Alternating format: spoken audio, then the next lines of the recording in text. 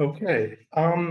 So hello, everyone. Welcome to this LSE public event. My name is Yazan Doughan. I'm an assistant professor at LSE's Department of Anthropology. I'll be joining today's talk by Professor Asad AbuKhalil.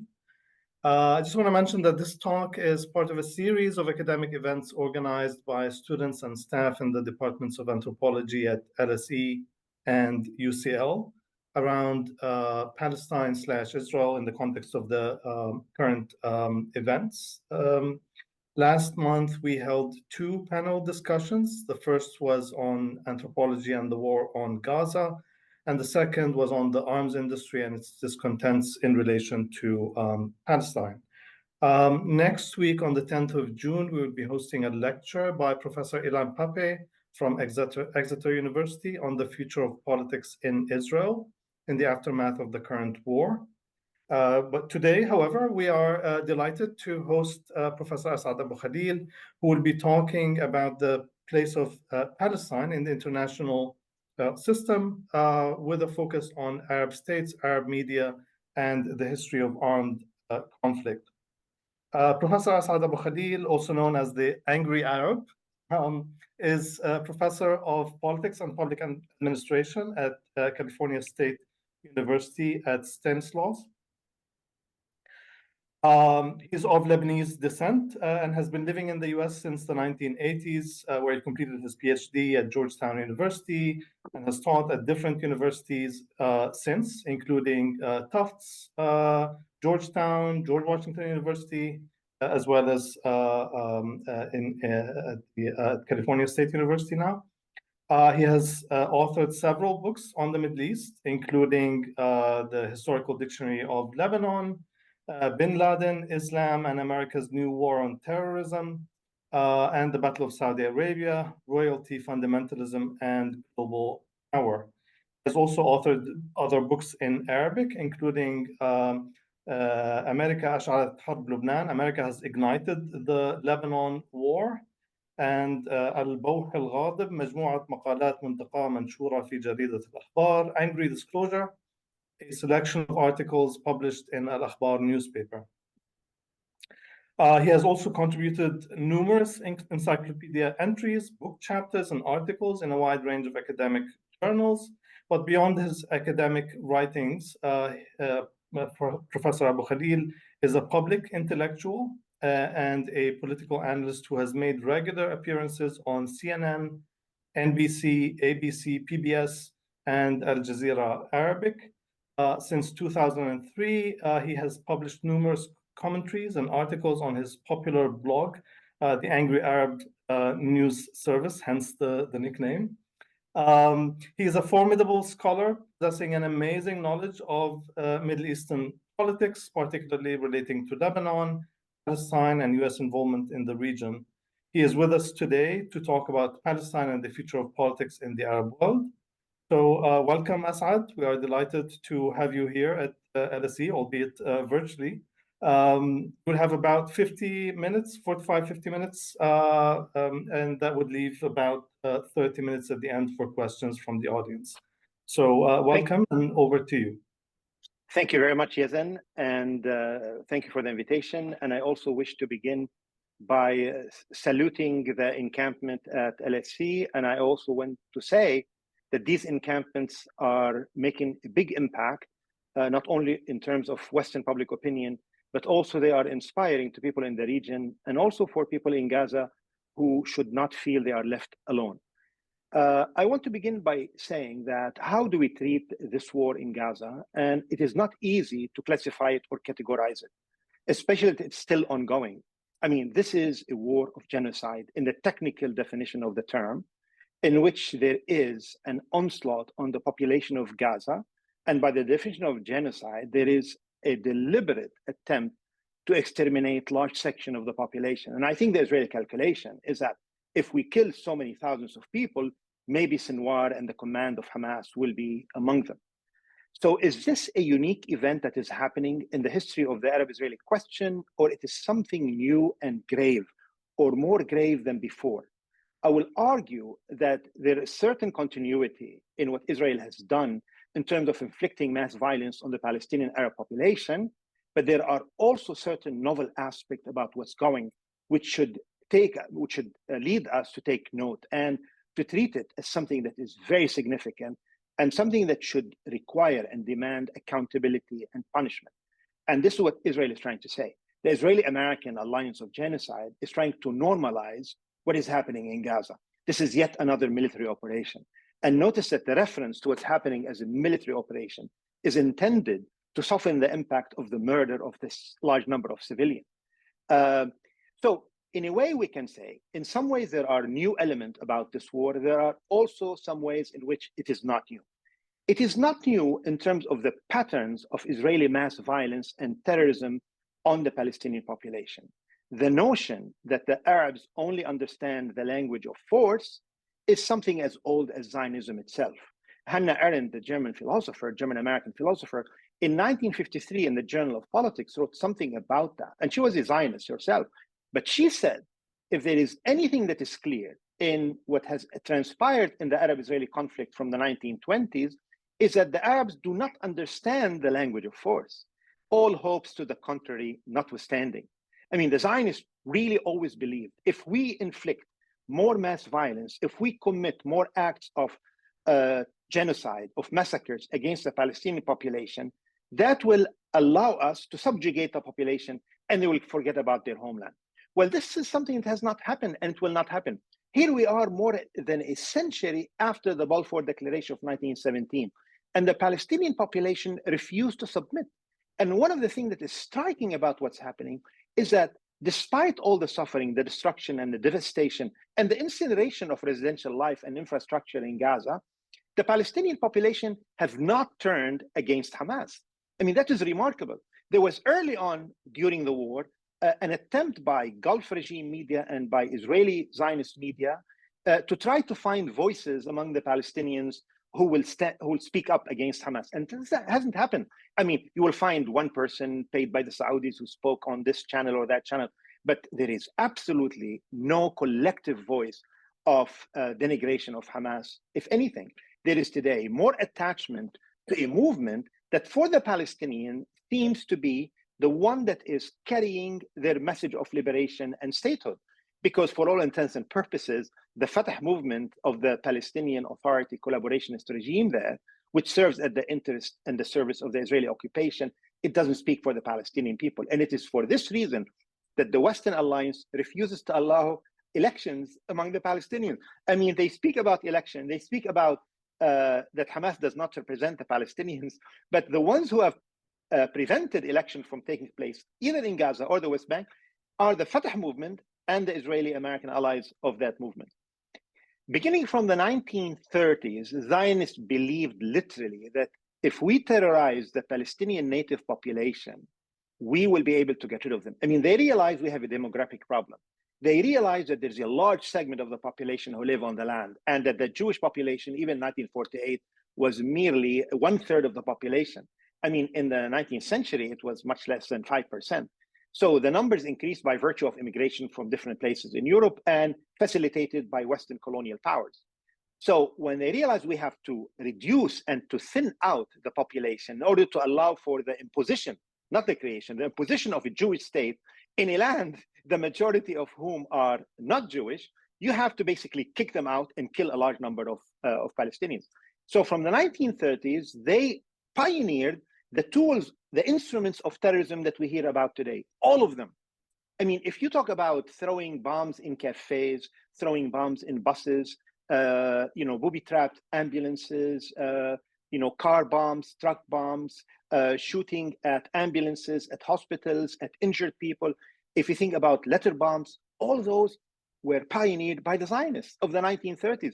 Even a Zionist historian like Walter Laqueur in his book about history of Zionism talked about that, and he admitted, I mean, it's not something that was in any way suppressed or hidden, because back then the media were much less manipulated by the Israeli narrative than they are today. I mean, and of course it culminated into 1948, and before 1948. I mean, the war of 1948 did not start in May. I mean, the narrative of Israel is that Israel so-called declared independence. How can Israel declare its independence when the majority were Palestinians who were not consulted about what Israel was doing or the Zionist movement was doing? And Israel owned less than 7% of the land. The majority was Palestinian in people as well as in ownership of land. So they started before the Declaration of Independence, so-called of May 15, to terrorize the Palestinian population and perpetrating more and more massacres. And what they did also is a series of massacres that created fear among the population, like Deir Yassin massacre and so on. And Menachem Begin, in his book, The Revolt, admitted that we are achieving results without having to drive them out. We create fear and terror in their heart. So the second element that is not new about this war is that West stands with Israel as it has always stood with Israel. The third element is that it is not new in terms of Israeli manipulation and deception of the media.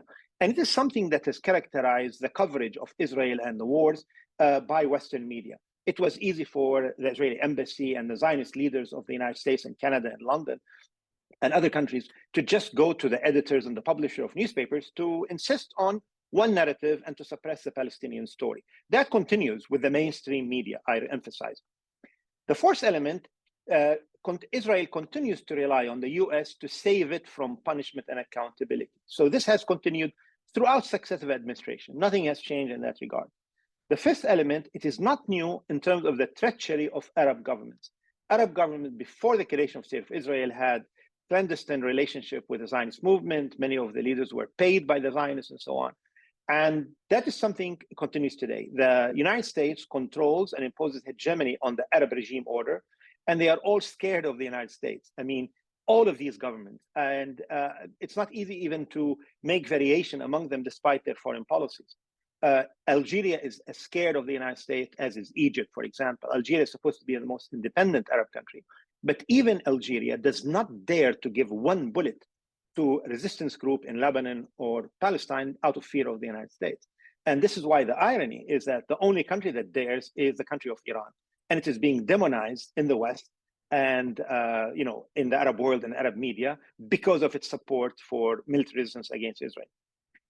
The sixth element of why it is not new what is happening, it's all of the same that we've seen all these decades, is that there's a conflation of anti-Zionism with Nazism and anti-Semitism.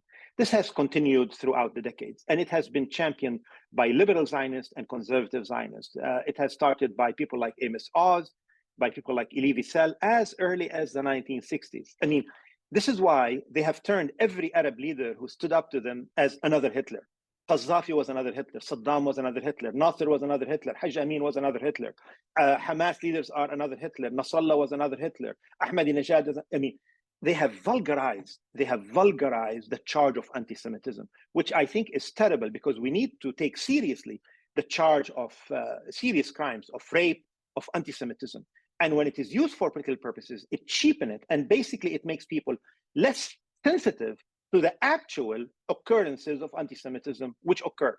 And it also occurs on the side of Zionists. There are many elements of the Zionist movement who are outright anti-Semites, like the evangelical Christian of the United States, as we all know.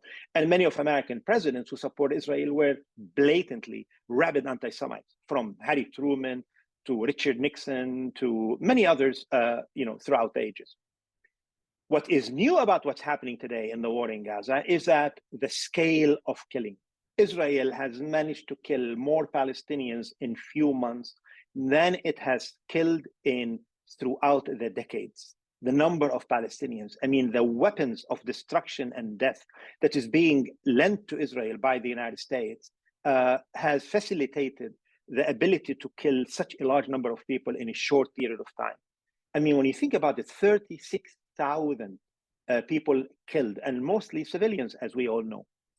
Israel has killed today more people than in Nakba, although the percentage of the population vary. Israel killed 15,000 or more in Nakba. We don't have actual accounting like we do today.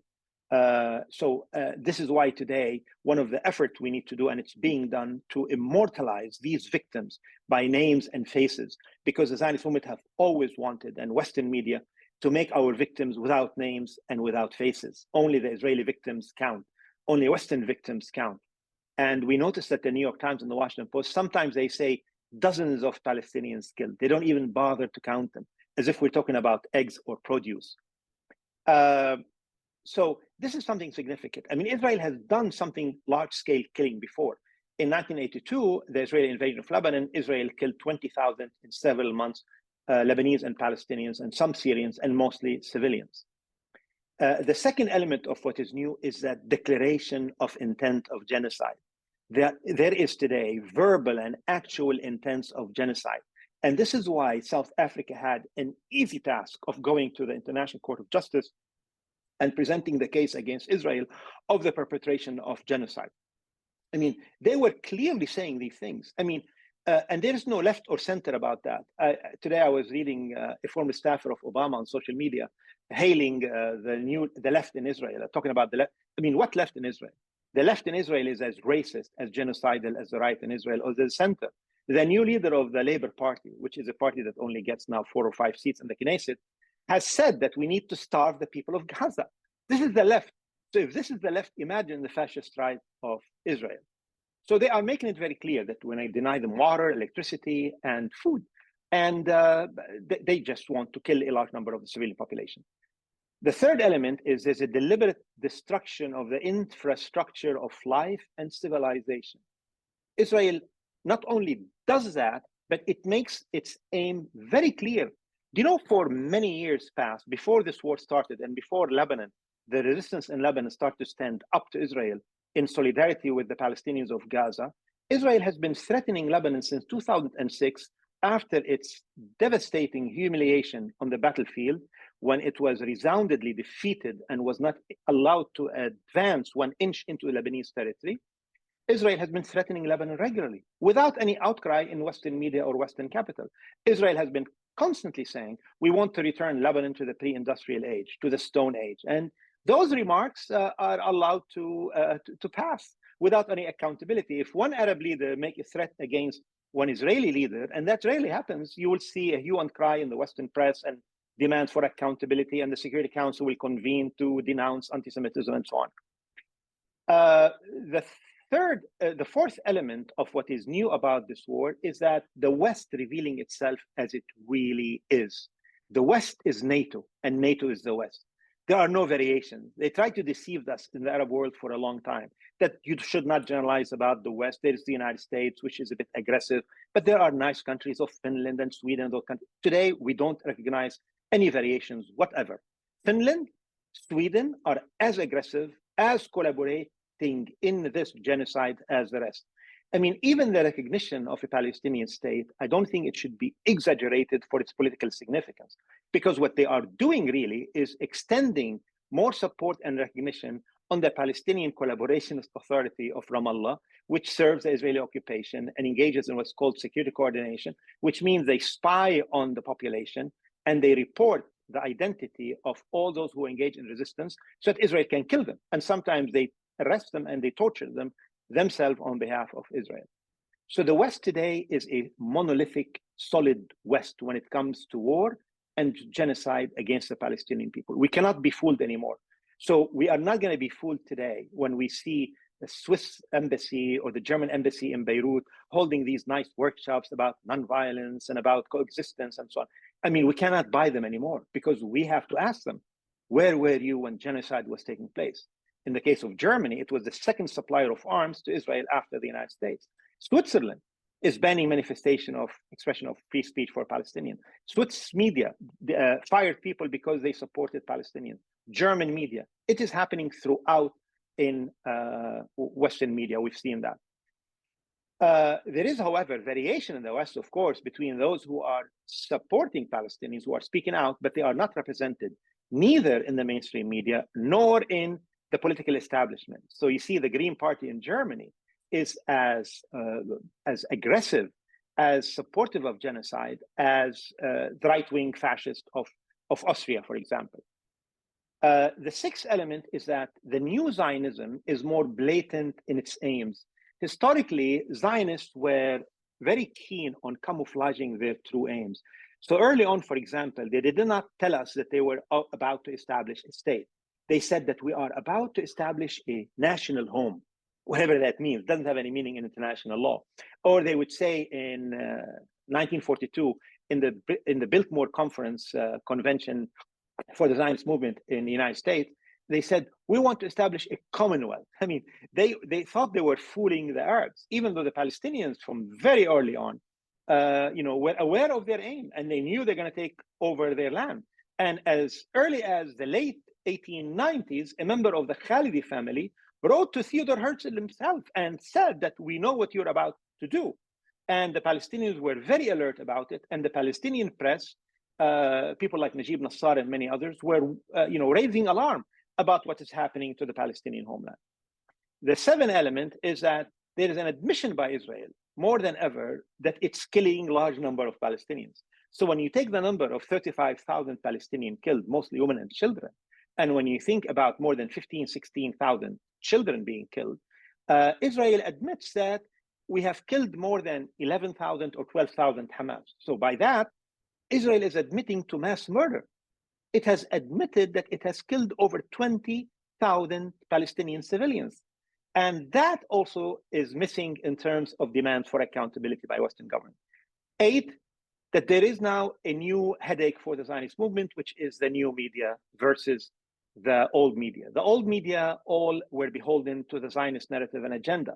We have now new media that are independent. I mean, imagine the country that speaks and hectors to the world about free speech, the United States, is going to ban TikTok. Why? Because there's a preponderance of pro-Palestinian views on TikTok, and they want that to be eliminated. And there are people who believe if we just eliminate those voices, I mean, we are witnessing today a new McCarthyism in the West, the likes of which I have not seen since I came to the United States. But the difference is there is nobody like that brave lawyer who stood up to Senator McCarthy and said, don't you have any decency, sir, at long last? There is nobody who's standing up to this Zionist intimidation and the doxing that is being inflicted on students from different races, ethnicities, and religions, Jewish students, Arab students, who are facing the bullying by wealthy billionaires who are hiring trucks with pictures and names of these students only because they are speaking up for Palestinians. None of them have been ever, proven to have said anything anti-Semitic. They are very clear about the language that they are using, which is a language of justice and liberation, something that they are entitled to. The 9th element is the one I mentioned, alluded to already, which is about the vulgarization of the charge of anti-Semitism. Now, what impact on Arab politics will take place after 1948? How long will it take? I want to say there is going to be a huge impact on Arab politics after Gaza. And it's going to take not only weeks, it's not going to take months, it may take years to form, which is exactly what happened in 1948. The impact of 1948 Nakba on Arab politics took many years to form. I mean, it resulted in a series of coups d'etats, all related to Palestine and the demand for justice for Palestinians, whether in Egypt, successive coups in Syria, in Iraq, and many countries. In Libya, in Sudan, they all spoke about the Palestinian cause. So I think it will be a while before we see, the full impact of that. And I think that the Zionists have made this assumption. The Washington Institute is leading in this effort. They say that no matter what America does, no matter what Israel does, there's going to be little impact in the Arab world because America owns these governments and they're all loyal to the United States. And they also conveniently conflate between Arab despots, the potentates over there, and the Arab people, as if they speak for their population, as if they are all elected by their population. We saw the true feeling of the Arab people when there was a genuine change of government in Egypt when Hosni Mubarak was overthrown. What was the first event that took place? The free people of Egypt stormed the Israeli embassy, and they were about to set it on fire and to arrest the Mossad agent that were hunkered down inside it before the US government contacted the Egyptian military and threatened them, physically threatened them, if they don't go in and to save these Mossad agents and to basically shoot and crack down against the protesters, something that happens throughout the Arab world. America arms Arab governments against their people, not against external threat. The United States arms Israel against the civilian population of the Arab world if they were ever to stand up to Israeli brutality in Palestine or elsewhere in the region. So I think that in Arab politics, we're going to see a new factor of Palestinian politics. It is a new moment for Yahya Sinwar, the most important figure in Arab politics perhaps today. And it is very much like Yasser Arafat's moment after Karama in 1968. I mean, Yasser Arafat created the charade of Karama in 1968. I mean, of course, there was courageous standing up to Israel, and Jordanian and Palestinians fought bravely against Israeli aggression in 1968. But Yasser Arafat exaggerated his own role. He made himself to be the hero of that battle. And as a result, he was able to acquire and to absorb so much of the popular support. And that resulted in the emergence of the Fatah movement as the single largest, most popular Palestinian organization. And I think we will witness something like that. Far from eliminating the Hamas movement as a factor in Palestinian Arab politics, we are likely to witness the re-emergence of the Hamas movement as the most popular Palestinian movement, as well as being the clear voice of the Arab population. I mean, we see that today in the Arab world. We see it on social media, not in official media of the regimes. I mean, we see it every time the military spokesperson of Hamas makes a statement, how it is carried. We see the name of that person everywhere. We see the picture of Sinwar spread everywhere. And the only time you see pictures of Mahmoud Abbas is when people mock him and satire him on social media. The second element is a good development, which is going to be the demise of the PLO once and for all. There is no PLO anymore. When Yasser Arafat agreed to be recognized by the United States government, he allowed the Clinton administration to send its more ardent Zionist member of the administration to go to Gaza at the time and to rewrite the Palestinian charter. So they changed the Palestinian charter of 1964, which was re-amended in 1968, and they created a totally new charter that doesn't speak about Palestinian armed struggle or Palestinian liberation. They made it so dilute that you don't know what the PLO is about. The PLO is now discredited. It is seen for what it really is, a mafia of corrupt people who are collaborating with the Israeli army against resistance among the Palestinian people. So there is going to be a new PLO, maybe a different name, and it should be a different name because we need to make a break from the past. This is a new era that should cut ties from the bad era for all what it led to in terms of surrender, humiliation for the Palestinian. I mean, look what the Oslo process has led in terms of the increasing encroachment on Palestinian land, increased settlement, advance of the Israeli sovereignty over Jerusalem, as well as the denial of Palestinian rights and more killing of Palestinians. The third element in the impact is the exposure of Arab government as actual partners in the defense of Israel. We've seen it in this war. This is not the first time. Arab governments have been accomplices with Zionism from 1948. So this has continued, but today it is more blatant, it's more clear than ever. And that is going to affect how Arabs, not only Palestinians, view those governments. They realize now there are two camps in the Middle East region. There's a camp of Israel and all its supporters, and that includes the bulk of Arab governments. And there's a camp of resistance, which is led by Iran, the only government, despite what you say about the government internally and lack of democracy, as if the Arab governments are full of democracy. It is the only government that dares to supply Palestinians and Lebanese willing to resist Israel with bullets, with arms. That is something that, I mean, what the West wants from the Palestinians is to submit and to not resist in any way. From 2015 to 2018, the Palestinians in Gaza tried to resist peacefully, and they were shot at as pigeons by the Israeli army. And I always tell the story about when I hear Western liberals lecturing Palestinians about that they should, try the path of nonviolence and pacifism. I mean, there was a Palestinian American who I knew, Mubarak Awad, is a Palestinian American Quaker who believed in nonviolence, and I used to argue with him about that. And he wanted to preach that message. So he went back to Jerusalem, established a center for nonviolence. How did Israel treat him? Well, they closed down his center, they accused him of terrorism, and they kicked him out of the country, never to step back foot in, So that's how Israel did. So they don't want any resistance, neither military nor peaceful. And the Palestinians insist, and they have every right to resist by all means necessary, just like all people who struggled against foreign occupation. Fourthly, I think that the US has completed its dominance over Arab rulers. the scene has never been seen like this before. We have seen the Arab League now, when it makes statements, it is coordinated with the State Department to make sure that the statement does not offend the sensibilities of the Zionists at Washington Institute and other places in DC. And I think that's a good thing, that there is no veneer of independence or sovereignty of Arab government. We now see that they basically answer to the dictates by the US government.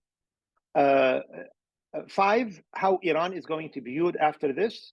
I think many people in the region are going to reassess Iran, because for many decades, there was a lot of money, billions spent by the West and by Gulf governments in order to discredit and demonize Iran.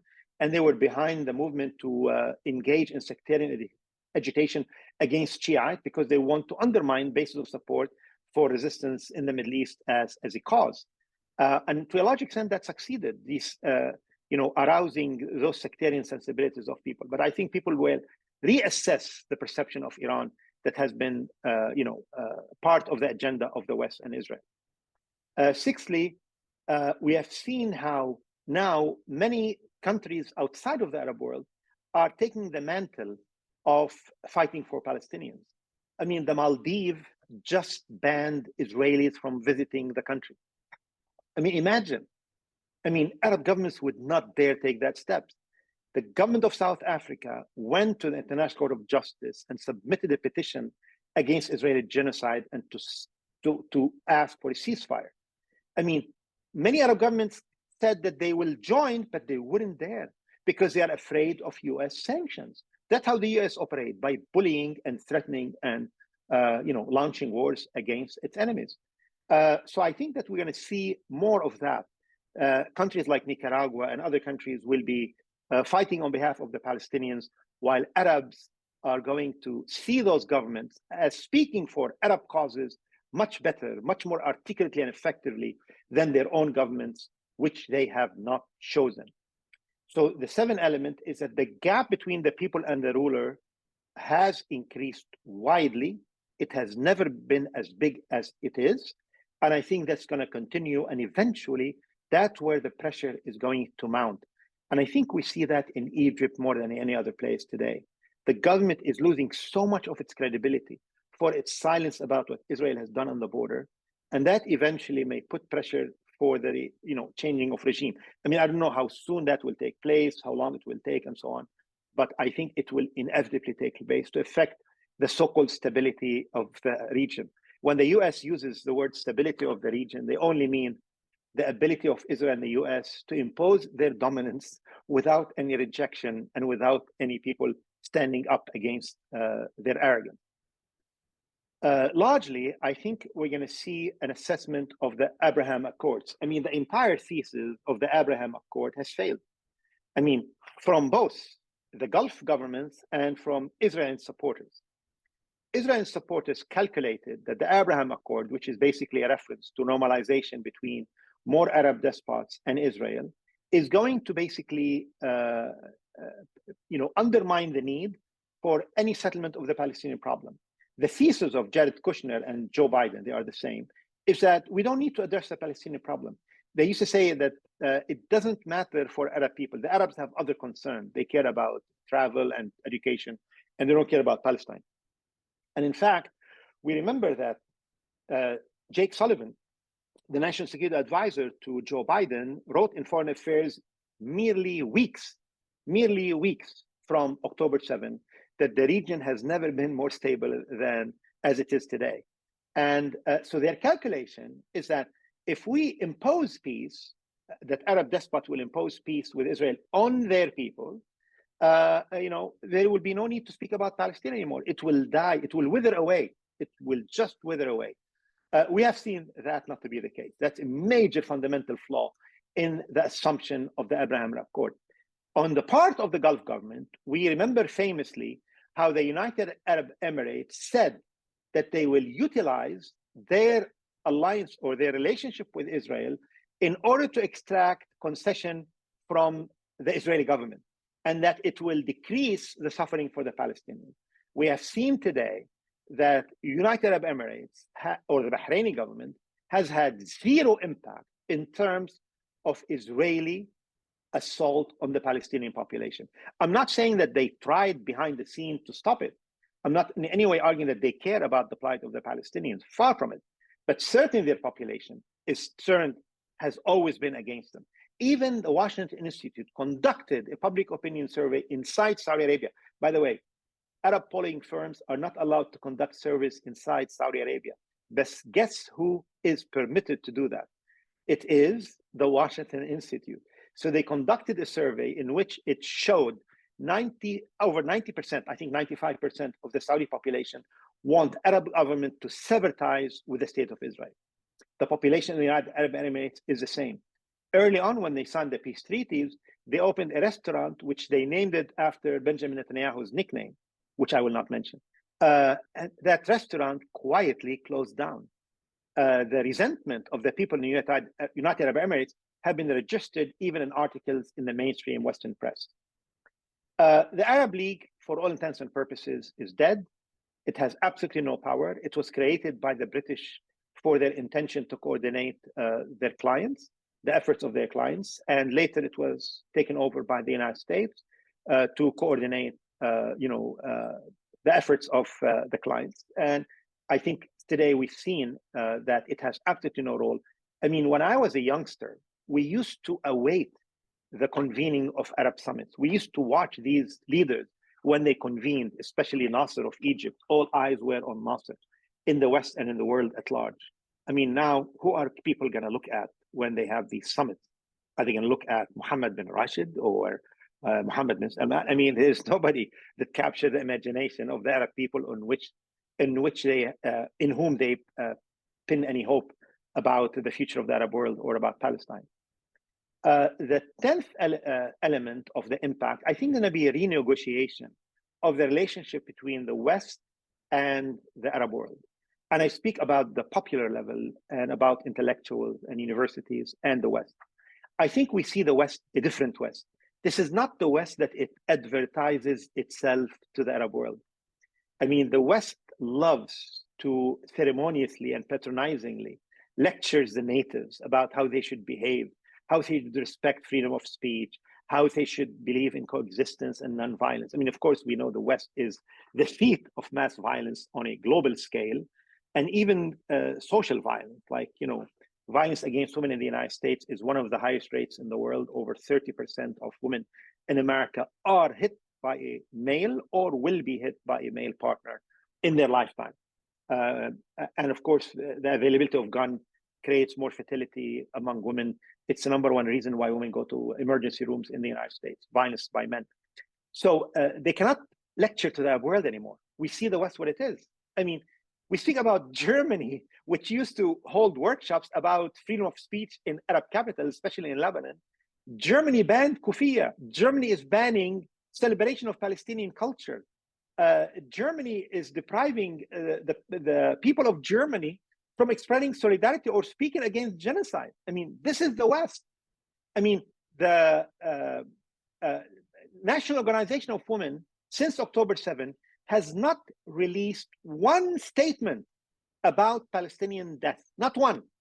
They issued only one statement on October 7th about Israelis, not one about Palestinians. So we see the West for it is. It's a racist, colonialist, genocidal West that is willing to impose its will at the expense of the lives of tens of thousands of Arabs, especially if they belong to another religion, even though Israeli mass violence has been inflicted on Arab Christians as well as on Arab Muslims, and of course, even on Arab Jews who have been mistreated by the Zionist movement throughout history, but that's another topic.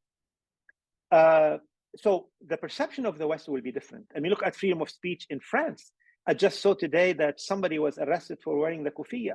Berlin schools do not allow kufiyas anymore. They are now officially and legally conflating expression of support for the Palestinian national movement with anti-Semitism. So that is going to lead to a new literature about the West, our relationship with the West. And related to that, we're going to see more discrediting of the Arab intellectuals who are financially sponsored by the Gulf government in order to promote the line of peace with Israel, of normalization, and of course, most importantly, the demonization of Iran and the resistance movement. We have seen that for many decades. Since Israel was humiliated in 2006, much of the Gulf media and much of the ink of Arab intellectual at the employ of Gulf governments have been devoted to discrediting and maligning resistance groups throughout the region. And I've seen how many intellectuals are being held to account by Arabs on social media and other places. A few individuals have spoken out, and that's something that's very refreshing. I've seen some Saudi intellectuals who, despite great risk to themselves, spoken up again in favor of Palestinian rights and so on. The last element is going to be the Sinwar phenomenon. I think Sinwar is going to play a role beyond the Palestinian borders. I think he is somebody who is going to be seen as an arbiter on Arab affairs. He's going to be consulted, he's going to be visited. Look at what's happening today. All these negotiations taking place about a ceasefire, they are all hanging on the word from Sinwar, not from the Hamas leadership in Qatar, which basically have lost all influence or clout within the movement. I mean, it has been in the making for several years. Sinwar is Hamas today, and Sinwar is the leader of all Palestinian groups that still believe in resistance. That includes the PFLP, the Islamic Jihad, and many others that are involved, because we only hear of Hamas. Of course, Hamas is the strongest and most popular one. So Sinwar is going to be a figure to contend with, and I think I've seen that already. I mean, in the beginning of this war, Joe Biden and officials were saying, we want the complete elimination of Hamas. Emmanuel Macron said blatantly that he wants to have, he said he wants to start an initiative. He never talked about it after, because he was laughed at by a lot of people. Emmanuel Macron said that he wants to form an international front to eliminate Hamas, well, far from achieving that, we have seen the President of the United States and the Secretary of State calling on Hamas to agree to the terms of the ceasefire. The terms of a ceasefire deal that have been engineered by Sinwar himself. Anybody who's read the amazing detailed plan for a ceasefire that was formulated by Sinwar can see that the plan represented by Biden owe itself to the plan of Hamas and Sinwar personally. It was published, by the way, in Al-Akhbar. And anybody who's read the text can see what Biden is talking about. It's what Sinwar has talked about before, which is to relate the first phase into the second phase. And Sinwar has proven himself to Arabs and to Palestinians, not only as a fierce, resilient fighter who refuses to surrender. I mean, I compare that to the PLO days in Lebanon, where Israel used to take few hours to reach the outskirts of Beirut. I mean, all these months of genocide and destruction, and there has not been any case of surrender by Hamas or its fighter or commanders. They continue to be steadfast in their position. And Sinwar is controlling the agenda of negotiation, and he has proven himself to also be a very skillful negotiator. And I think Palestinians are already making comparison with the negotiation and the military skills, or lack thereof, of Yasser Arafat, who appointed the worst generals to lead the resistance against Israel in 1982. His general, Haj Ismail, was the first to flee the scene when Israel invaded Lebanon in 1982. And what did Arafat do for accountability for this man who betrayed his own fighters? He appointed him in a key security position in the Palestinian Authority after Oslo. I mean, that's the record of Yasser Arafat. And in negotiation, he used to make concessions before he even meets with the enemy. I mean, just like Sadat negotiated with the Israelis. Israelis used to be astonished with the concession that Sadat was making. And many people who served in the Sadat administration wrote in their memoirs how they used to be horrified how Sadat would make concessions before he even consults with his own team. Arafat used to do the same. He made concession whimsically on his own term without consulting with anybody. And people have to live with those concessions. So that's different with Sinwar, who is now holding firm on the demands of the movement and insistence not only on a ceasefire, but the withdrawal of Israeli troops. And the notion that Israel and the United States can somehow bring back the Palestinian Authority or Mahmoud Abbas into Gaza is totally folly. And I think, Sinwar was arrested by Israel, people forget, not because he's accused of terrorism, but because he is accused of going after Israeli spies and collaborators and shooting them. I mean, Yahya Sinwar is the only Palestinian leader I know who carries a personal revolver equipped with a silencer. And the reason is he's the only Palestinian leader that I know who actually used his revolver. And that is part of his appeal among the Palestinians who are fed up with the concession of the Palestinian Authority. So in sum, I want to conclude by saying that there is no question that it will take a long time for the dust to settle politically, but whatever shape Arab politics will take, it will take into consideration the new factors, and basically the factor will be the added credibility to the resistance project in Palestinian and Arab politics for years to come, and the rejection of Western intervention, not only in the affairs of the region, but even in the so-called promotion of America as an honest broker in so-called peace process negotiation. Thank you for your patience.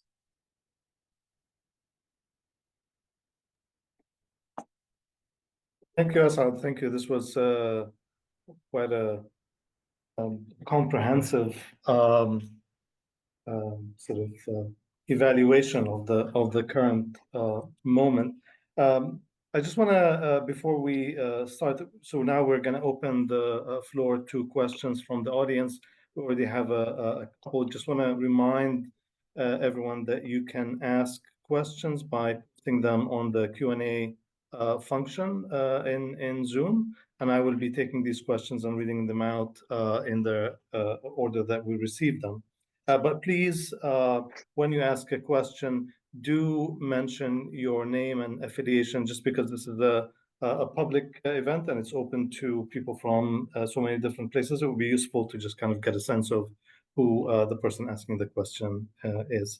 But before I take the question, I want to kind of use my my privilege as the chair of the of this event to kind of raise a couple of questions, I think, on the narrative that you've given us. And someone would say, you know, are you not kind of pushing a kind of a common trope that we've heard many times before about, you know, the resistance and the, you know, the regimes and the collaboration and, you know, U.S. hegemony, which is, you know, has its basis in or like there's so much evidence to support it. But are we not also living in a very different time now than say, you know, in the 60s or 70s? You know, this is the post-Arab Spring moment as well, in which there was a time, you know, after the Arab Spring when the question of Palestine seemed to kind of recede, in fact, not become as prominent as was expected. Yes, there is a resurgence in interest in the question of Palestine in the Arab world today, but we see this resurgence also kind of being kind of uneven in different countries. You know, Algeria, as you said, there's hardly any protests in Algeria. Whereas Jordan, which would, I think, in your classification, count as one of the sort of pro-Western regimes, in fact, has been seeing lots of protests, not without you know problems and police violence and so on. So are we not living in a different moment now than you know the previous times in history that you've started your talk with? That's a good point, Yazan. I do agree that, you know, it's a different era, and clearly the level of activism on the part of the Arab world has not been the same or below expectations of many people like you and me, perhaps. But I will say that sometimes these protests are not registered or covered in the Western press. You're absolutely right. Jordan has had massive protests, regular, as well as Yemen.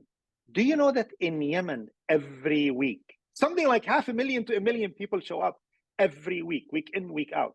That is something I've registered. But also many countries have had protests and demonstrations, Egypt and so on, and many others. But also we have to realize the price of sacrifice is high.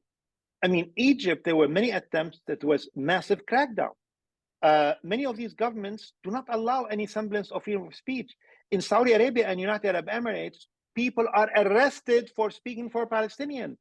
Just this week in United Arab Emirates, they fired a professor, a PhD student from an American affiliated university over there. Which one is it? Northwestern, I think, because he spoke about Palestine in class, and they considered that to be unacceptable. I know people, intellectuals who are in jail in Saudi Arabia because they spoke out in favor of Palestinians. So there's a price to be paid. But I will tell you something else. It's a new era, even in the West. I have never in my 41 years seen anything like this on college campuses. I have never seen students, I'm talking about white students, Jewish students, Latino students, African-American students, not only Arab and Muslim American students, angry. Like I'm talking about furious about what's happening to Palestinians. In a coastal affluent town in California, I was driving my car and I see a protest by young people and older retired professionals who were chanting from the river to the sea. I never thought this moment will happen. So there is a new consciousness that's being crystallized, not only in the West, but around the world. And I think that this will take time before it crystallizes. I mean, look in Egypt after 1948, we went from King Farouk to Nasser in a few years. So I think it will be a while before it takes shape. But as far as what the Arab people think, and I will end, I don't speak too long on this question. The best and most comprehensive public opinion survey of the Arab world is done by the Arab Center of Doha, Qatar. And every year they poll something like 20,000 people from throughout the Arab world. And year in, year out, it shows there is overwhelming hostility to Israel and to Zionism and to the United States, and overwhelming support for Palestinian and Palestinian liberation. Anyway. Thanks. Yeah, one more question before I start with the questions from the audience. I also want to push you a little bit on the kind of role that you project for Sinwar in particular, and Hamas, I guess, in general. Are you not being a little bit too speculative here in the sense that, well, yes, you are right that after so many months of war, Sinwar seems to be still there, seems to be kind of in control of the negotiations, but at the same time, the amount of destruction that has been inflicted, I mean, the possibility of, I mean, despite all the kind of public rhetoric about the threat that Hamas poses to Israel and so on, I mean, Israel is still there and it will probably continue to be there. There's no chance that, whatever Sinwar stands for will probably continue to be relevant in the aftermath of this war. I mean, if you talk about Arafat had to change position also after after 1970 and after 1982 and so on. So are you not maybe kind of reading too much into the current moment? I would say the following about that. I mean, to say that Sinwar may not fare well because of the destruction is to have predicted that Winston Churchill was not going to fare well because of the massive destruction of the United Kingdom during the war, Second World War. And I think this was a miscalculation by the Nazi regime. They thought the British people are going to turn against Winston Churchill. And the way the Israelis and the Americans were hoping that the Palestinians will turn against Sinwar, we have not seen any evidence of that. More than that, Yazan, even when there were demonstrations in West Bank, we have seen massive support, even though it is suppressed by the Palestinian Authority, for Hamas and for Sinwar personally, and even for Nasrallah in the West Bank, which is something that is frowned upon by the security apparatus. Look, I think anybody who studied the Palestinian history will realize that there is something that is different about this current leadership. I spoke a few months ago to historian Walid Khalidi, who is 99. Walid Khalidi has known personally every Palestinian leader of the national movement, from Haj Amin, he was very close to him.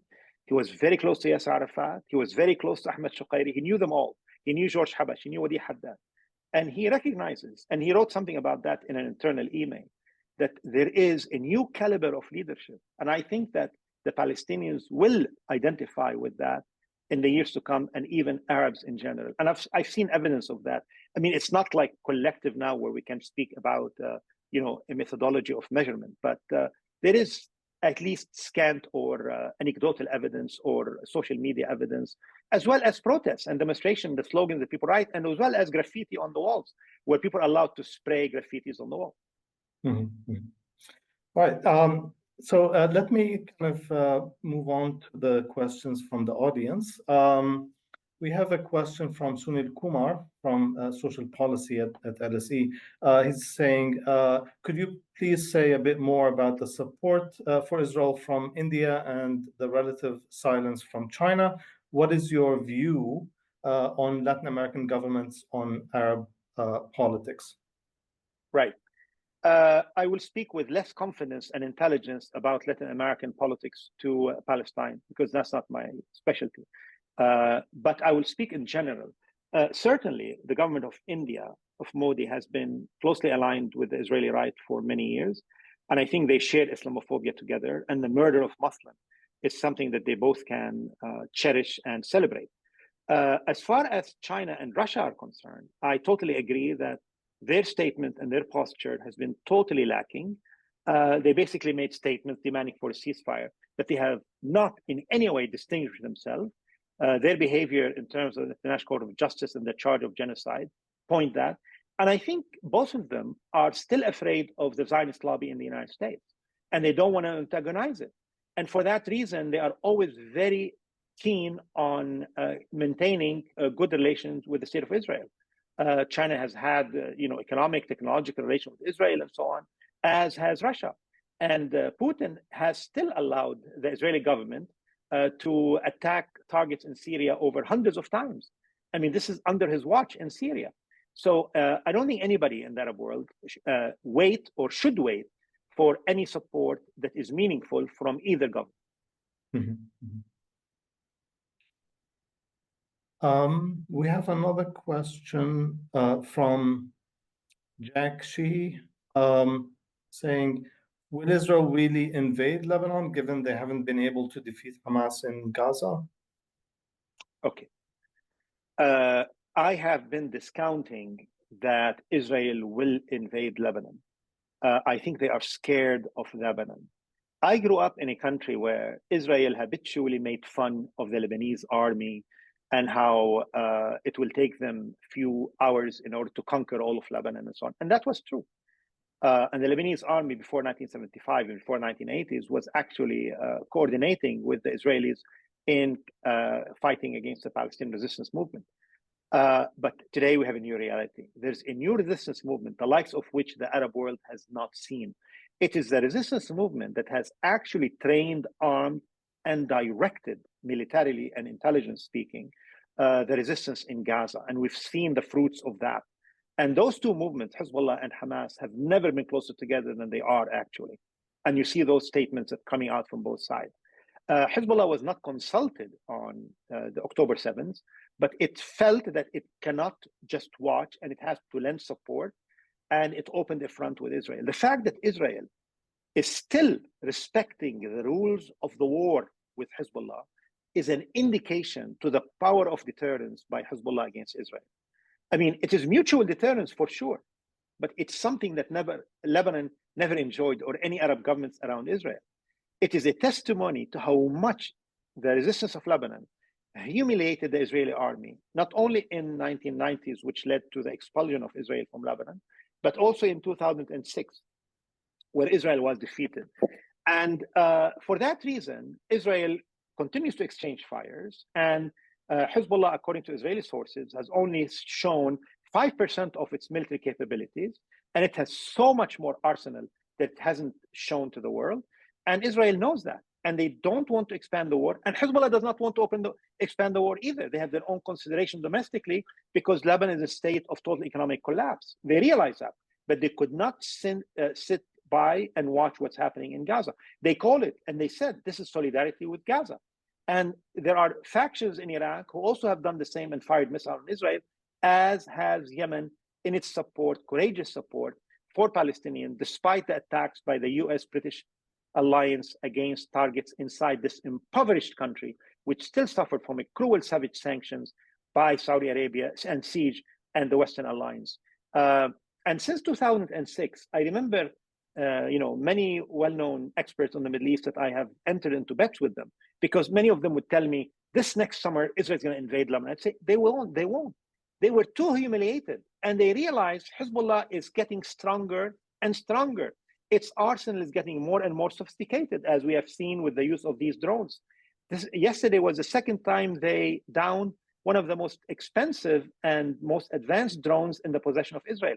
I never thought I would live to the day when Israel would be scared of Lebanon, of any faction in Lebanon. I mean, I grew up, when I was a child in the 1960s, Israel was invading or attacking Lebanon on semi-weekly basis. Imagine how they did not dare do that from 2006 until this war. And who started this war? Hezbollah did. They said that openly. Anyway. Thank you. We have a question from Sarah Saeed, MPhil candidate in Middle Eastern Studies at Oxford. She's saying, what role does Syria play in shaping Arab public opinion about Iran, considering Iranian intervention in support of the Assad government? I think that Iran definitely has suffered tremendously in Arab public opinion, rightly or wrongly. I would say rightly and wrongly. I mean, it has rightly been seen as the state that supported a government that is certainly repressive, which is the Syrian government. And it has also allowed many of its allies to engage in sectarian calculation and rhetoric, especially in Iraq, the allies of Iran. I mean, recently this celebration of a Shia religious day is just one example of that. And they have certainly helped the Syrian regime to stay. But also we have to remember, I mean, Syria doesn't have any standing in the Arab world anymore. I mean, it's a country that is in total disarray. And it is not allowed to stand up on its feet, not in terms of a regime. I'm talking about the state itself, society itself. I mean, the reason why the refugees in Jordan and in Lebanon and in Turkey are not returning to Syria because the United States and Israel do not want to allow the reconstruction of Syria. They want to use it against the Syrian government, hoping to extract a concession in terms of normalization with Israel in the future. I mean, America does that all the time. So I think that certainly Iran has a problem with Arab public opinion, and they have a way to go. But I think that their support for Hamas, which is a Sunni movement, has helped them quite a bit. And the performance of Hamas has also boosted the standing of Iran in Arab public opinion.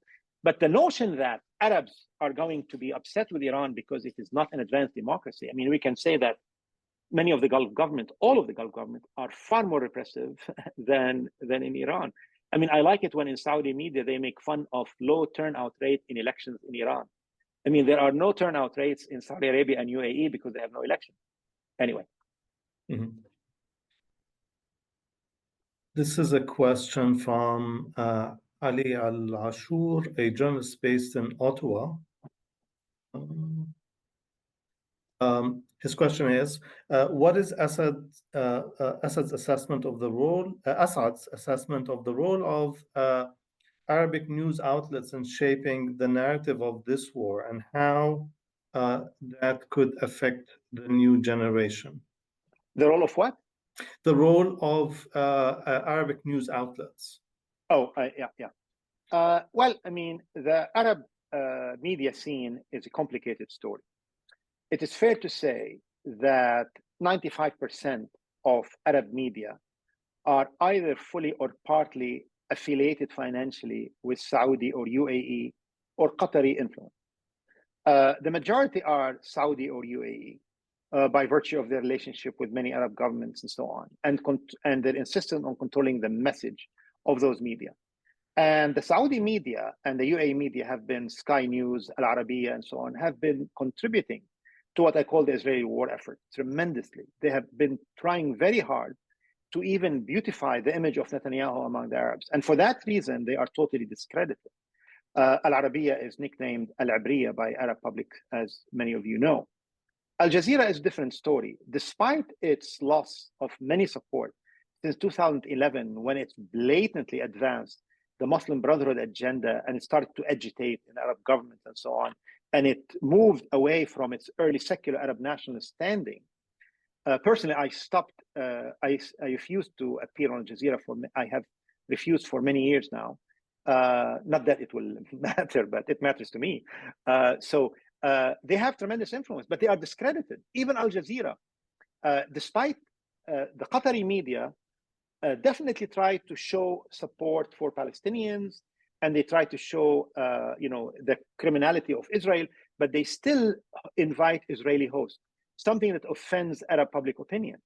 But certainly the coverage of the Qatari media are far more sympathetic to the Palestinians than the very callous, I would say, Zionistic media of UAE and of Saudi Arabia. I think that, but the damage of those media is limited, in my opinion, in the age of social media. I mean, you see the Arabs can go to these social media. This is why, just as American Congress is mad at TikTok because they believe it is responsible for support for Palestinians, the Arab governments are upset with social media, and that's why they try to restrict it and suppress it, because they know this is where Arabs are allowed to vent. The only danger I feel about social media is that many young Arabs sometimes substitute expression on social media for real activism on the street, which can make much bigger impact. Mm-hmm. We have a couple of, let me see. So we have I'm just going to reiterate, if you want to ask a question, please use the Q&A function, and please state your name and affiliation just to kind of keep this conversation a bit more personal, especially that this is an event that is happening across different time zones and different places. So I would prioritize questions from people who state their names and affiliations. So we have a question from Una Augustine, postdoc at McMaster Hamilton. How do you view Saudi Arabia's move to participate in geopolitical projects ostensibly opposed to US hegemony, i.e. BRICS? Is there a possible recognition that US hegemony is increasingly tenuous in the region, despite, as you point out, seemingly unprecedented and unassailable position of US power there?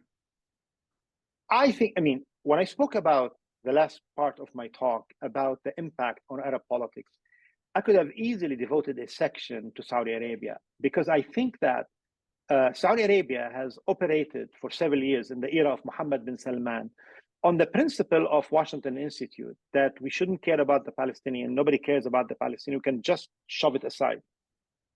And when Mohammed bin Salman was negotiating with the Israelis directly and with the Americans about the terms of the deal of normalization, he totally did not pay much attention to the Palestinians. In fact, in the last interview he gave, in which he spoke about them, he told Fox News that he just wanted to demand easing the life of the Palestinians. I mean, look at the threshold, went down from calling for a Palestinian state to easing the life of the Palestinians. That's all what he said. What he really was extracting in terms of concession from the American are something that are of interest to his regime. He wanted an American guarantee of support for his regime against its own people. I mean, imagine this Democratic Biden administration is now going to offer protection to a regime against its own population in the name of democracy and freedom and all that lofty ideals of the West, of course. But that's something that America cannot guarantee.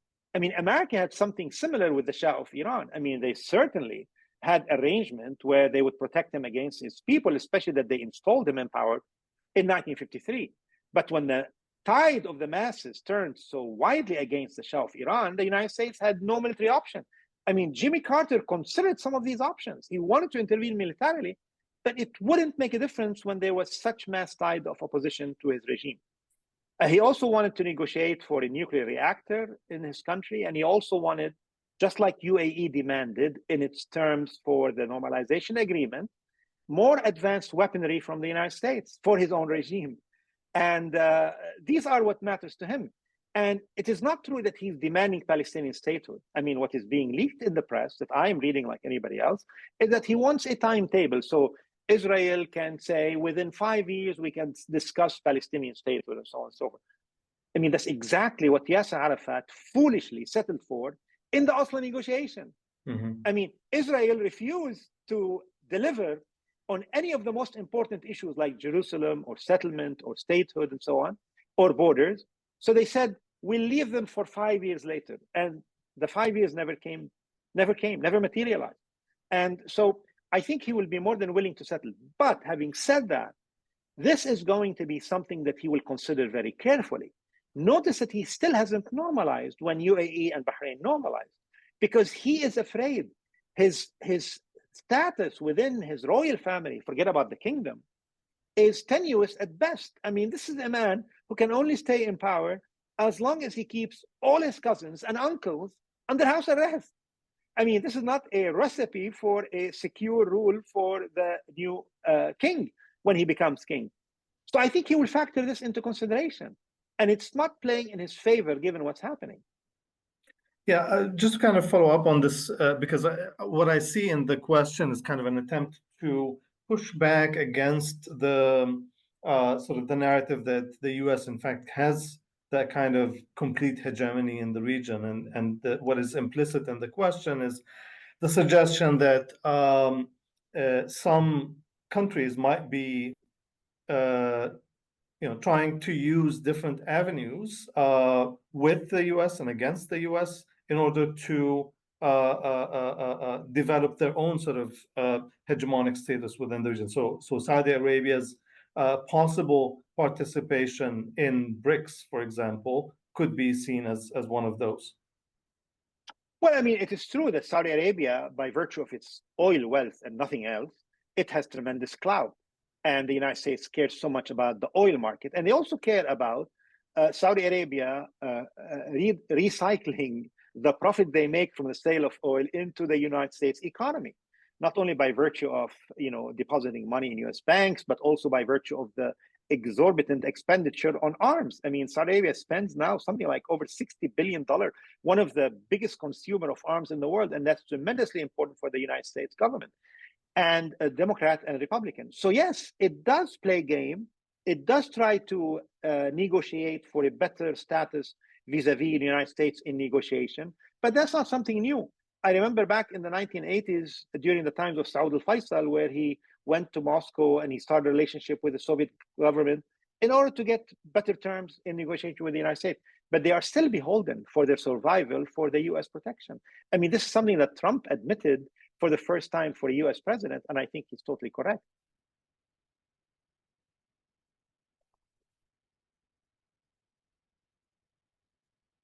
We have a question from Bronwyn Spector, lecturer at UCL Anthropology. What do the terms of the ceasefire look like, and how much do you think Israel will keep them in its efforts at peace building? Excellent question. I mean, the project, the ceasefire project that was submitted by Sinwar and was published in Al-Akhbar newspaper, basically created the two phases. That the first phase will see the release of some of the prisoners in custody with Hamas, and in return of release of prisoners in custody with the Israeli, or hostages with the Israeli government, because they have arrested thousands of people since October 7th just to hold them as ransom. So that's the first phase. And in the first phase, there will be a ceasefire. The first phase will also be linked to a second phase, which will witness more release of prisoners on both sides. And there's negotiation about the personalities of these prisoners.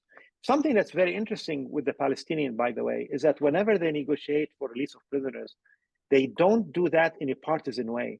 Like Sinwar is calling for the release not only of Hamas prisoners, but also of people for Fatah, PFLP, and all the other organizations, something that the Palestinians respect very much. The second phase also should include, according to the terms, an end to the war itself, whereby Israel would withdraw its forces from Gaza, and then the third phase will be reconstruction and repair and so on. And there are many details. I mean, Sinwar in his project even identified the tractors and the trucks needed that for the cement and all what is needed for the reconstruction of Gaza and so on. And the last, so the last phase is a sticking point, and the second phase for Israel to agree to a permanent ceasefire is going to be hard politically for the Prime Minister of Israel, given the allies that he has in the coalition government. But I think eventually they will agree. And I see the trick that Biden did, which is to call the plan by Hamas an American plan to make it more palatable for Israel to accept to its terms. Mm-hmm. We have a question from Nikolai Fomich, master's student from Rutgers. How will the eventual demise of Zionism affect the political dynamic of Lebanon? I guess it's a bit of a speculative question there, but right. I feel that the Zionist movement is doomed. It's doomed. I mean, it has required for its continuity on the perpetration of mass violence regularly and frequently. I mean, the only way they feel they can do that is by scaring off the population. That worked. From 1948 until the 1990s, it worked. They intimidated their enemies from ever lifting a finger against them. All Arab governments were intimidated. You know, the Syrian government, Jordanian government, Lebanese government, Egyptian government, all of them were intimidated by Israel, without any exception. But there's a new factor today. We have non-state actors who are more daring, less intimidated than the famous Arab armies of the surrounding countries around Israel, around Palestine, occupied Palestine. That's a new factor. So I think Zionism cannot continue. I mean, it cannot continue because how much violence, I mean, look how much violence they use in Gaza, and the population does not submit. The Lebanese people will not submit. I think that the demise of Zionism, when it happens, it will have a huge impact on Lebanon. Lebanon is one of the worst countries in terms of public opinion in Palestine. I mean, many factions in Lebanon have basically taken turn in committing massacres, clashes with the Palestinians over the years. And I have always said that half of Lebanon identify with Israel, and many of them are paid by Israel. We now know the Phalange party, the leading, it's no more leading, but it used to be the leading party in among the right-wing Christians, Maronite in Lebanon. And it used to be paid by Israel since the 1950s for its election campaigns, for its political stances, and supplied with arms and so on. And that I think continued and has continued. But I think it will change the situation in Lebanon because Lebanon can breathe. I mean, do you know that Israel in 1964, when we were trying to install pumps on the rivers of Yazan in Lebanon, Israel bombed the installations. I mean, I have always argued, I mean, people want the Arabs to recognize Israel. What Israel? The apartheid genocidal entity? We want to accept that? Why we were not asked to recognize the white minority government of South Africa? We didn't want to recognize it. Similarly, Arabs do not wish to recognize the minority government of Israel, which imposes its will by ethnic cleansing and genocide against the majority population of Palestinian inhabitants of the land. And so that's going to make tremendous impact. And I think it's going to be more prosperity and more peace in the region once Zionism faces its destiny, its demise. I have a question. I presume it's from someone from Gaza or has family in Gaza. They're asking, what does tomorrow look like? My whole family are displaced now. Some are dead. Homes are gone. How do any of us move forwards? I don't think any of us will be able to move forward. I tell all my friends, we will be permanently scarred and traumatized by what we went through. in witnessing on live television a genocide against our people in Gaza. Of course, the price to be paid by the Palestinians is going to be higher, and they are still paying it day after day in the West Bank, in Gaza as well. And I think that the future is going to be one where, at least because of the war and because of October 7th, because of the refusal of the Palestinians to surrender, the Palestinian question will no more be shunted aside. It will no more be disregarded. It will no more be buried under the carpet. It is here to stay as the central problem. And now we are witnessing for the first time people talking about comprehensive peace. Personally, I don't believe there is going to be any comprehensive peace with the existence of an apartheid genocidal state that is imposed on the people by sheer violence. We also have a question from Ricardo J, who's been involved in organizing this event. He's saying, given the centrality of the settler colony to US hegemony in the region and therefore the world, under which circumstances will Palestine be decolonized without genocidal violence against countries hosting or supporting axis of resistance groups, including Lebanon? Not sure I understood the question. Ricardo, would you like to ask the question directly? Sure, thank you. It seems that Palestine is really central to US hegemony in the Middle East, to energy and just power projection in general. And they're not going to let it go just like that, right? I think if they have to choose between rescinding a large part of the US empire or unleashing genocidal violence on, say, South Lebanon, Gaza, as we see now, maybe other parts of the Arab world, how do we know that this war of attrition, which seems to be the strategy of the so-called axis of resistance, will not necessarily lead to large-scale, genocidal wars by the US?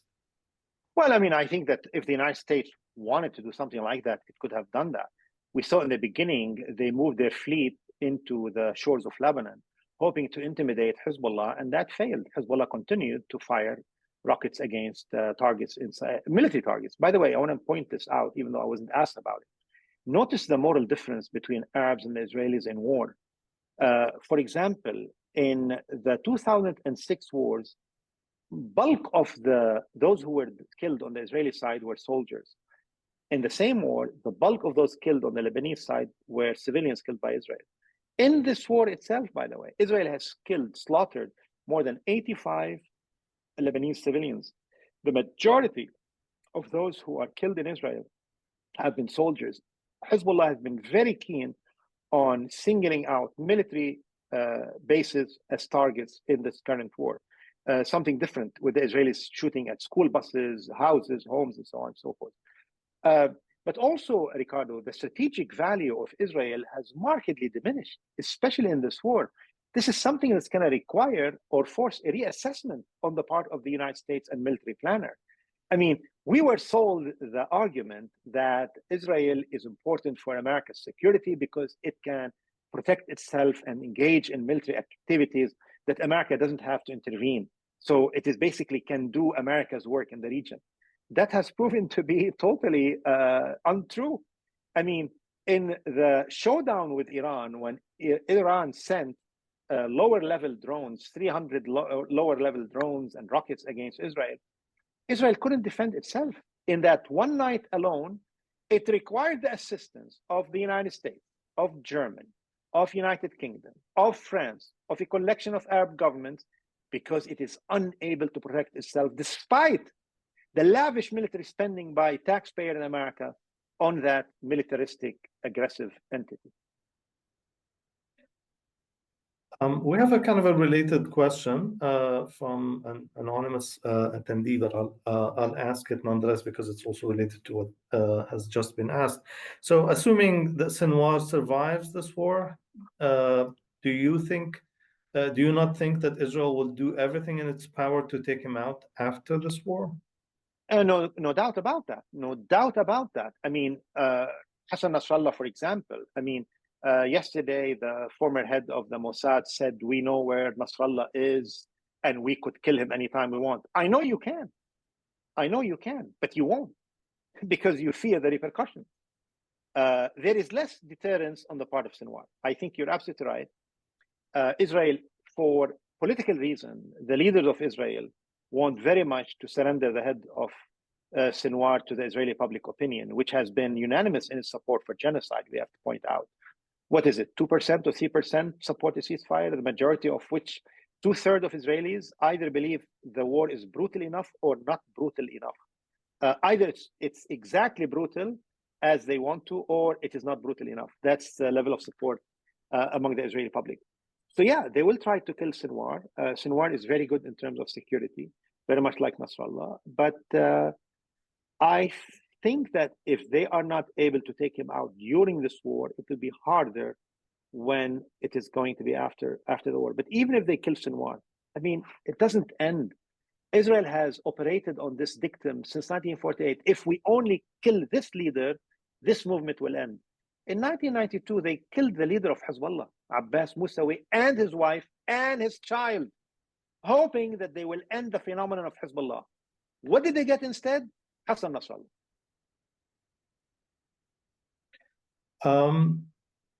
We have two more questions left. And we're kind of running out of time, so I think this would be the last questions. So again, from Sunil Kumar from Social Policy at LSE, can you speak about the role of Turkey in this? What is the role of Turkey? Turkey has lost much credibility and support in the Arab world by virtue of its waffling in its relationship with Israel. I mean, as we know from a position of weakness, Erdogan was forced to improve relations with Israel before the October 7. He's trying now to recapture support with Arab public opinion by making statements that are more hostile to Israel and to Netanyahu person. Also, Turkey has suffered by virtue of its identification, along with Qatar, with the Muslim Brotherhood agenda, which is opposed by a large segment of people as well as by governments. I don't think it has much role to play, and it is seen as being hypocritical because on the one hand, he accuses Israel of genocide and he calls Netanyahu bloodthirsty and all that, but they continue to have a certain relationship, commercial as well as security and military, with the state of Israel. So it is not regarded as credible in its hostility to the state of Israel, very much like Arab governments, very much like Arab governments. We have a question from Bronwyn, again from UCL Anthropology. What does Assad think of the likelihood of de-radicalization programs for Gazans, Palestinians, the kind of programs that have been going on, I guess, for some time, or have been promoted, at least, this idea of de-radicalizing? Well, I mean, the United States is engaged in de-radicalizing the Arab population. The United States has actual agreement, contracts, various firms. Rand Corporation, for example, I know was hired by the Qatari government in order to rewrite the educational curricula. And Saudi Arabia has done a similar effort, and UAE and so on. I mean, those are despots who are willing to change verses of the Quran if it pleases the Zionist lobby in Washington, D.C. So I expect some of these attempts to take place. But, I mean, to try to push a curricula that is Zionist in nature on the Palestinian population, the West Bank and Gaza, that's really a tall order that is not going to work. And one final question from Ali. Given the resistance axis alignment with the Syrian regime, is it fair to say that Assad surviving the civil war has been a positive outcome for the Palestinian cause? Assad's most likely replacement was going to be a Sisi-like figure. Do you think Assad's survival was good for the Palestinian cause? Well, I mean, I think it is something that for the Palestinians to decide. But I think, what were the alternatives? I mean, today the Syrian government does not play any role militarily with Israel, and hasn't. And I think the performance of the Syrian government since 1967 has been totally abysmal, of the Assad family, father and son. They have not in any way tried to reclaim militarily the Golan Heights. And of course, the Ba'athist dictum of we wait until we determine the exact time and place of the battle has been mocked by Arab mercilessly throughout the years. Having said that, there is today a resistance camp, which is Iran and the Arab groups and so on, and Hamas, and they count the Syrian government as one of their own. Syria facilitates the movement of arms into resistance groups, into the relationship with Hamas has been improved and so on. But there was tension between them because Hamas banked on the rebellion to succeed. But the question is, if you want to assess the position of the Assad regime today, which is totally weak and ineffective and inefficient on Palestine, I mean, compared to what? Compared to Arab government or compared to a future Syrian government? What is the position of the Syrian opposition on Palestine?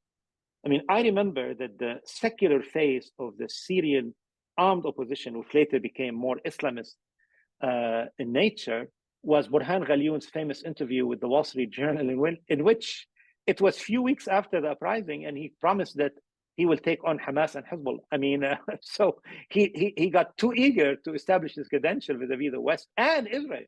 And of course, I also remember that early in the war, there was a cousin of Bashar al-Assad, Rami, what's his last name? Rami Makhlouf, who spoke to the New York Times, and he also wanted to establish credential with Israel to saying that it'll be good for the security of Israel. And also, I mean, I come from a generation where the Syrian government intervened in 1976 against the Lebanese and Palestinian coalition, something that affected me deeply when I was a 16-year-old activist. So I do remember that and do not forgive that.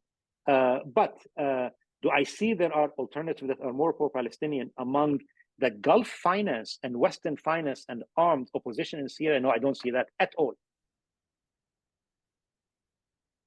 Thank you so much. We are really kind of past the time of the talk and the Q&A. Thank you, Asad, very much for this. Thank you very much. Very informative talk, and thank you all for attending. Thank you for answering all the questions. Please stay tuned and join us for the event next week with Professor Ilan Pape.